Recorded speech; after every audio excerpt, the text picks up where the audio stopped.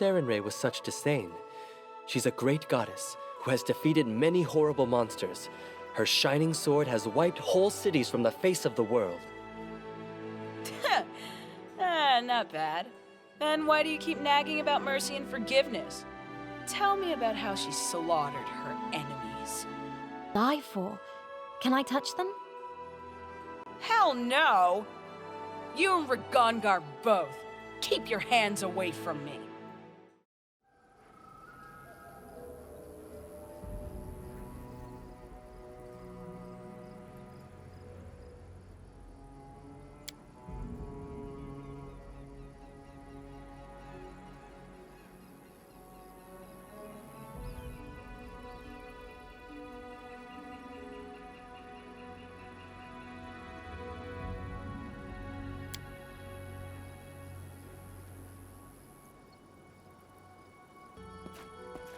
Now, this is a surprise. I'm on my way to pay the Stag Lord a visit, and I don't expect it to be a friendly one. How about we go together? I'd appreciate some help during the fight. I used my head, finally. I grew up in Restov, choking on hypocrisy. The Aldori make like these brave, noble defenders of justice. But they're afraid to do so much as bark at Shatova. The Stag Lord? He seemed different. Mighty, menacing, like a huge wave rolling toward the shore.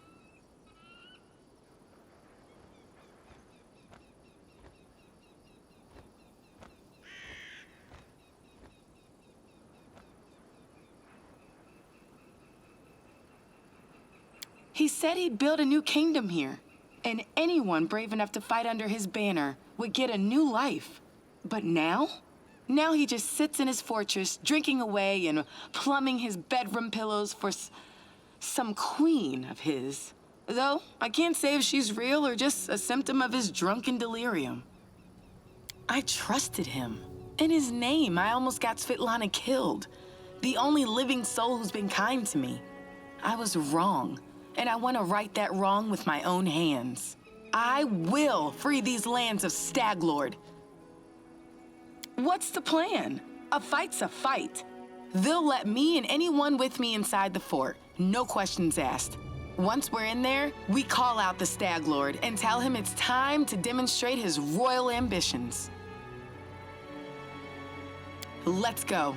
Let the fate of the stolen lands be decided in battle.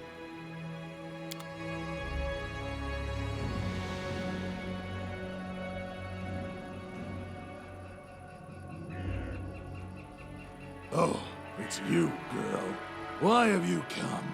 You made it out to see us. Quite an achievement for someone who claims to be king of these lands. Hold your tongue, Gressel! No, I've had enough of following you like a dog. I'm here for blood, Staglord. One of us won't see the end of this day. All dogs try to bite their masters eventually. They shouldn't.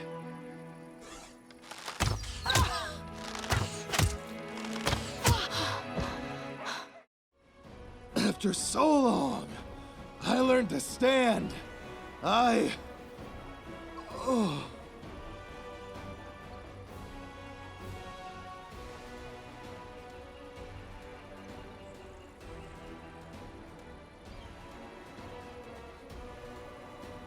Spare me your compassion, your judgment. I'll sleep now. I'll wait for her. My dream.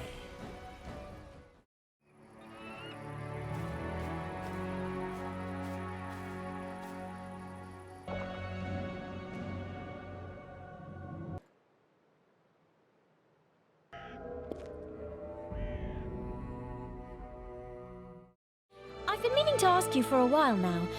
Do you do anything special to style your hair? You bet! You grab an enemy, you headbutt him in the stomach, and my style is good and done! We'll even the score. I swear to Callistria. I hope they send more of their agents to us. It feels so good to wipe the ground with them.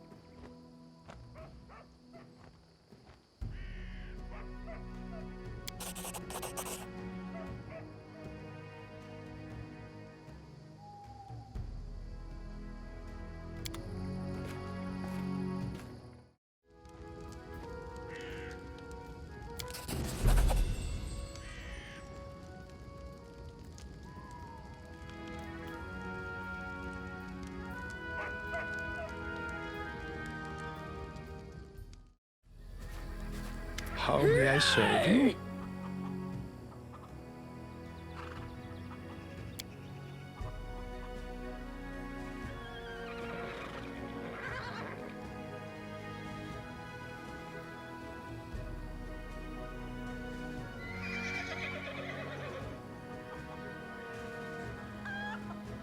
What exactly would you like to know? My story? Why not? You deserve to know it. I am a priest of Erastil, and Galt is my homeland. You can imagine what it's like following the teachings of the stag god in a realm torn by discord and strife. Rebellion and suspicion are the pillars of Galt. Led by Erastil, I tried to guide my flock to embrace tranquility and balance and guard them from hasty judgment, until I fell from grace myself. Foolish, foolish old Jod. My misdeeds cast a shadow over my life and service. In search of redemption and a balm for my soul, I took to the road. I had come nearly to despair when Erastil sent me a vision of the Temple of the Elk. I knew that very moment that the stag god had shown me the way to redemption. Well, if you truly wish to know, I'll have to start from a long time back. Werewolves preyed upon the lands around my village. They murdered people for fun or sport and left the corpses to rot on the roads. One night, they broke into a young woman's house and dragged her into the streets. One evening, a traveler came to our tavern, tattered and dirty from days on the road, like so many others roaming Galt. He sat quietly in the corner of the tavern, drinking cheap ale, and in an instant, I knew he was a werewolf.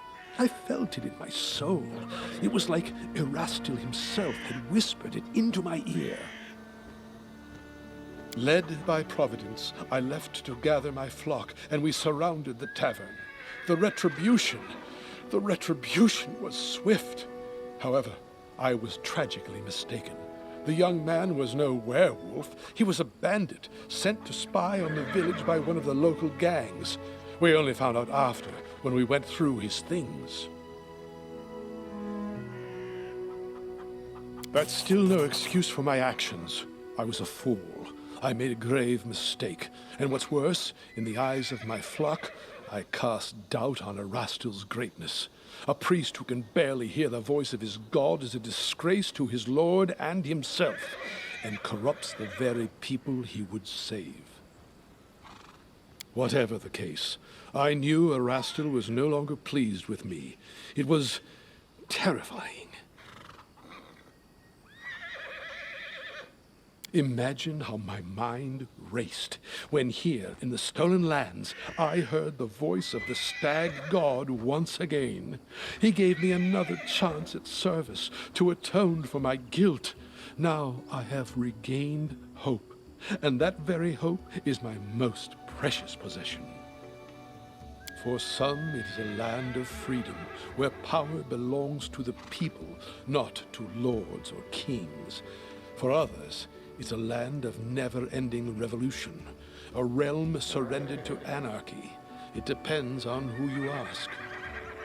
For me, I found Galt a violent place. Crowds eager to lynch a stranger for that accent or appearance, where a single word uttered at the wrong time or place can spark the people to riot and cities to burn. For me, it is a place inhabited by the frightened and the desperate, always suspicious, watchful of trickery. All too often they are deaf to the voice of reason. They cannot grasp that chaos and lawlessness lead only to yet more chaos and lawlessness. All my life I've tried to break through to these poor people, but alas, I don't seem to have made much progress. As you wish.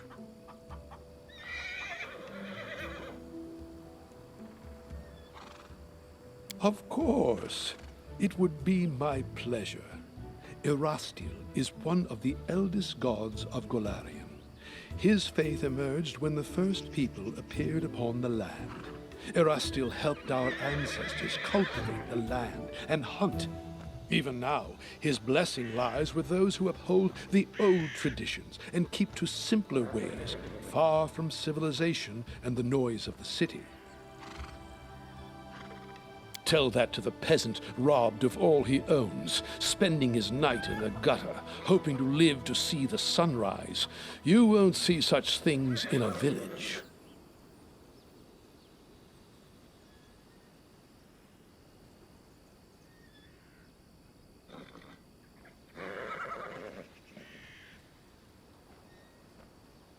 I'm glad to hear you agree. These days, many are deaf to the wisdom of generations. The word demand does not befit the Stag God. Honesty and friendship, loving families, merry weddings, and newborn children in their mother's arms, they bring a smile to Erastil's face. He loves his people and rewards them with fortunate hunts and plentiful harvests. But he has no temper for sloth and vanity. He never bestows gifts upon his faithful without first measuring their worthiness. We ourselves must win our daily bread, but the Stag God comes to our aid in times of need and strife. I see it more clearly every day. Erastil himself led me to meet you. Your keen spirit will serve you well. I am happy to help. That's why I'm here. Erastil be praised, you finally returned, my good friend. Tristan told me how you helped him at the Temple of the Elk. Thank you for heeding my request. My heart is calm and filled with confidence that I've followed the will of my God. I would like to reward your bravery. I possess no treasure, but please, take this as a token of appreciation. I trust in their truth. These visions, they were the voice of Erastil himself, quiet but clear. Before all this happened, I believed Erastil had turned his back to me. But now, I see clearly. He has shown me divine mercy, for he has led me to you and invited me to aid in a fellow priest's deliverance. Lady Sarenrae and Erastil walk the paths of the gods hand in hand, and so must their servants as well. Christian is undoubtedly still very young, and youth is a time of naivete and confusion.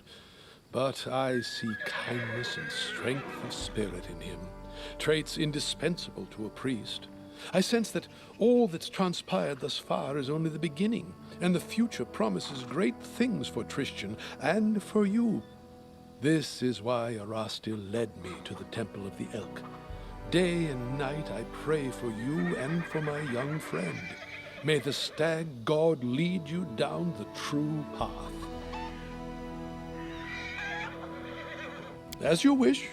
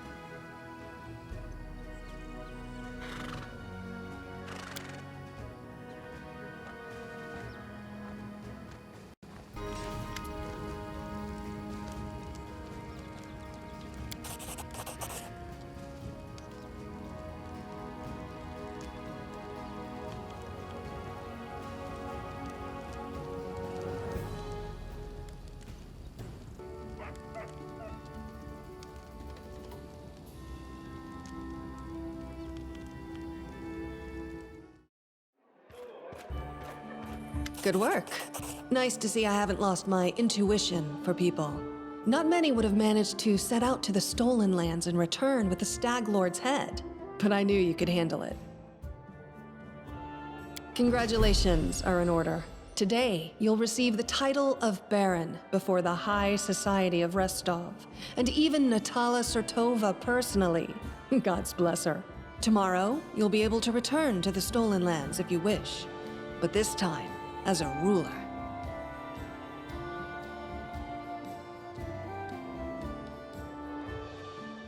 But matters of state can wait.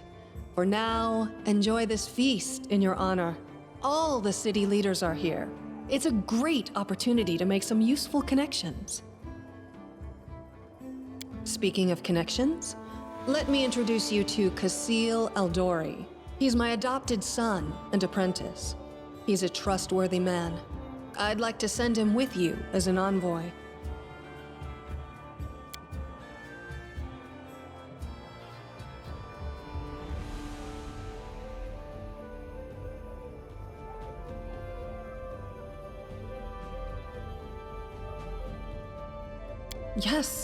Yes, you certainly have that right. But tell me, how well do you know Brevoy's history or the current political atmosphere? It won't be an easy explanation.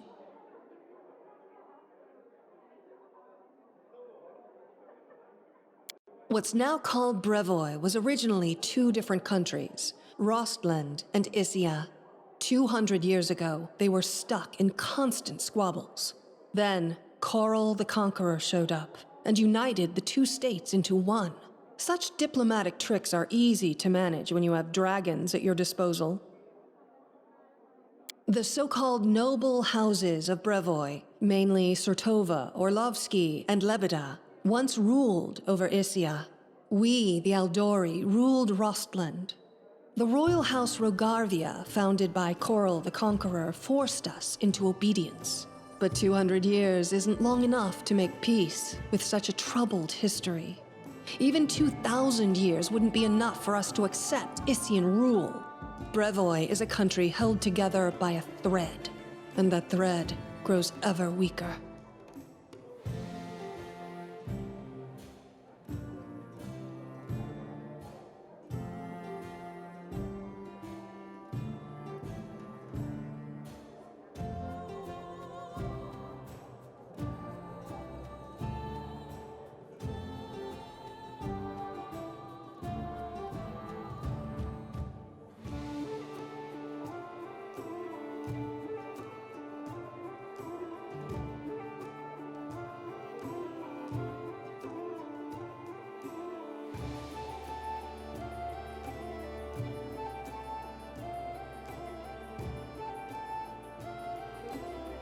We, the Aldori and the great noble houses, spent 200 years under the rule of invaders, the royal house Rogavia. We plotted, we schemed, we stabbed each other in the back, but open confrontation was out of the question. But a few years ago, House Rogavia disappeared. No one knows how or why, but one day, their manors were just empty, and the force that held Brevoy together, that kept us from a bloody feud, ceased to be. Brevoy is currently ruled by the House Surtova, the former kings of Isia, but their power pales in comparison to that of House Rogavia when they were here. So now Surtova and Aldori stand facing each other, staring each other in the eye, waiting for the other to draw their sword. It's an untenable situation. No one wants a civil war that would drown Brevoy in blood, but peace between us is also out of the question. Rostland wants to regain its independence, and we will regain it. The power the Isians hold over us is humiliating and costly, and the Surtovas won't give us our freedom without a fight. That is, unless there is some external power that can force everyone to sit down and talk. Do you see where this is going? The stolen lands are disputed territory. Brevoy can't appropriate them without raising protests from each of the neighboring states. However, if some brave people were to found independent states on that land, it would be another matter entirely. My hope is that you and your future neighbors, Baron Hannes Drelev and Captain Mager Varn, will become our allies. But even your neutrality would introduce a powerful counterbalance to the aggression of the noble houses. Maybe, with your help, the inevitable division of Brevoy can occur without too much pain.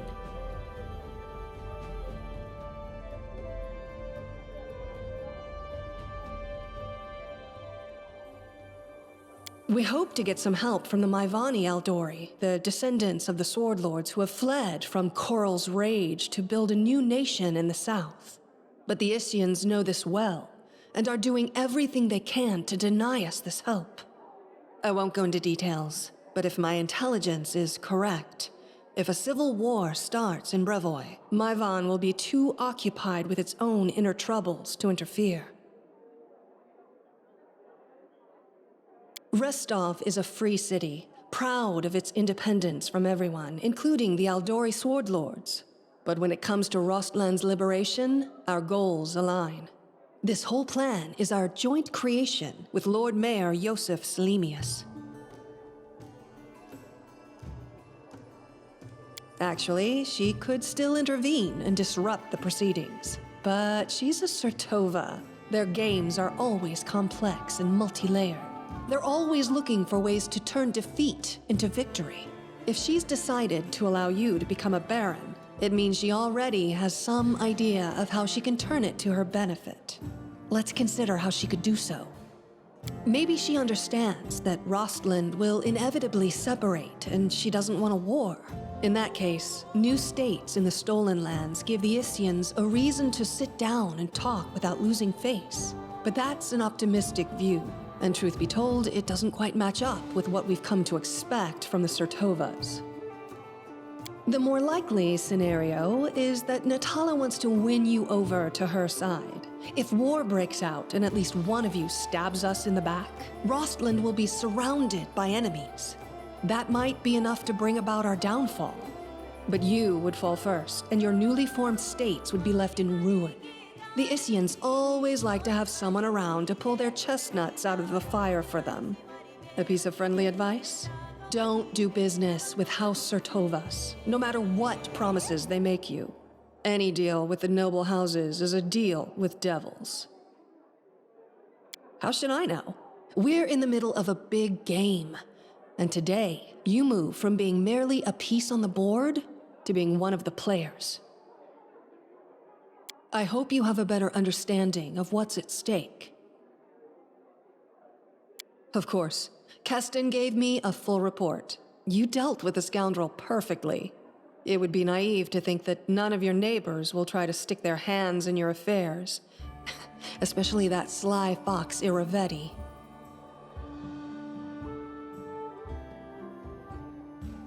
Enjoy your evening.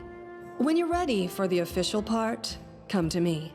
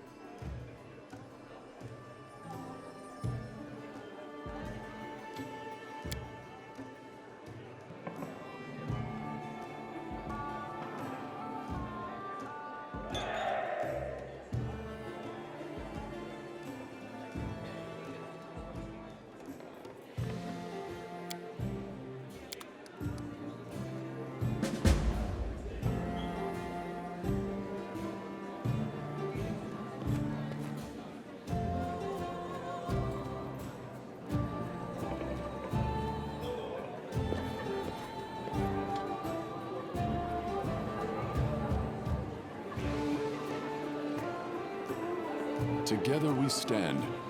I will see this through.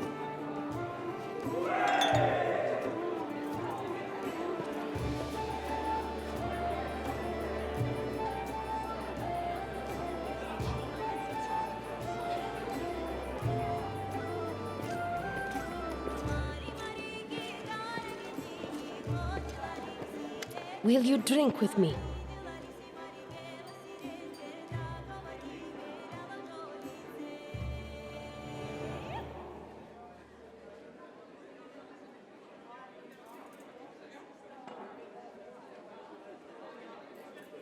You insult me with such suspicions.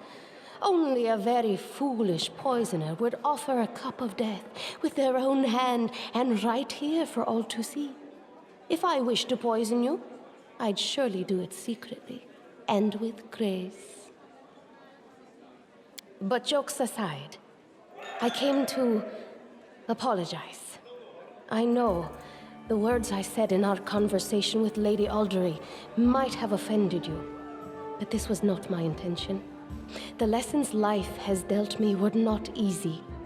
I've learned to be wary of new acquaintances, which is why I've refused to join your party. I hope you will forgive me for this weakness and for my harsh words. And I hope you will hear me out, for I have something to tell you.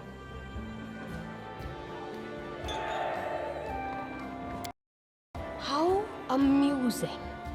Usually those who don't seek affection are the very ones who receive it. Anyway, enough sweet talk. There is something important I wanted to tell you. As it happens, I came across some very valuable information. What brave conqueror of these wild lands wouldn't be intrigued by news of an ancient shrine, possibly full of great treasures? A place such as this was discovered by my old friends from Kadira, and it just so happens to be located in lands that today become rightfully yours. My friends lack the courage to enter the shrine and seek the treasure, but what will stop us? We who know the taste of battle and have been singed by the same fire.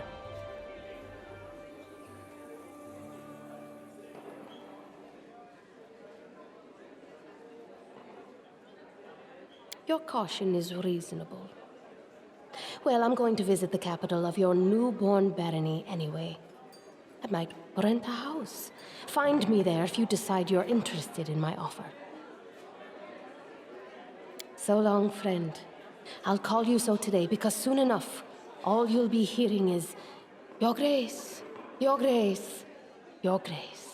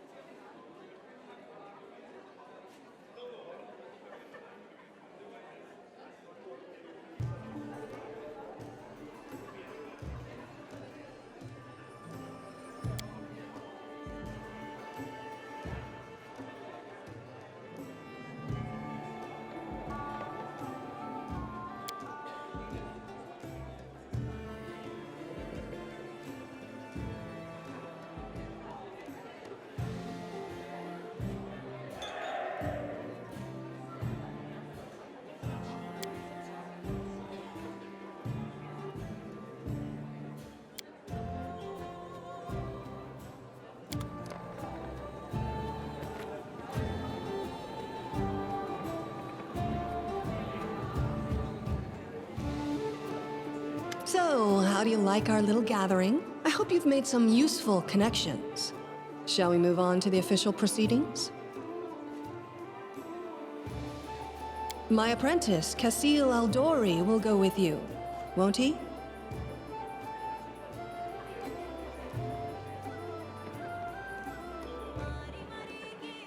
Whatever you choose, I won't argue. But you must choose your inner circle with the utmost care. Excellent. Stand here. Lords and ladies, today we are here to honor 3 brave people who have done the impossible. They've tamed the stolen lands. Baron Hannes Drelev, the new master of Glenabon, Captain Maegor Varn, the conqueror of Dunsword, and finally, the tamer of the Shrike Hills, who put an end to the atrocities of the Stag Lord's bandits. Step forward. On behalf of the people of the free city of Restov, I confer upon you this noble title. Rise, your grace. Victory! The Stag Lord's dead, and the capital of the new barony has been built in place of his fort. That was how the long and challenging taming of the stolen lands began.